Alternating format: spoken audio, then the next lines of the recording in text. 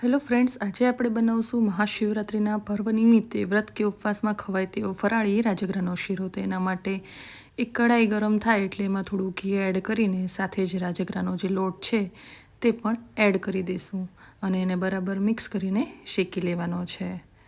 અને લોટ શેકાય ત્યાં સુધીમાં આપણે એને ઉમેરવા માટે પાણી પણ ગરમ કરી લેવાનું છે.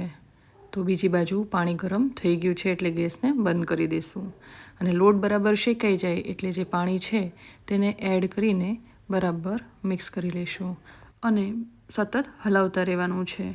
અને બધું જ પાણી આવી રીતે બળી જાય એટલે એમાં આપણે ખાંડ ઉમેરવાની છે. તો અહીંયા 1 વાટકી ખાંડ ઉમેરી દઈશું અને ફરીથી બરાબર મિક્સ કરી લઈશું. અને ખાંડ ઓગળી જાય અને ઘી છૂટું પડવા માંડે એટલે ગેસની ફ્લેમને બંધ કરી દઈશું. તો સરસ છૂટો એવો શીરો તૈયાર છે. જો વિડીયો ગમ્યો હોય તો લાઈક કરજો, શેર કરજો અને ચેનલને સબસ્ક્રાઈબ કરજો.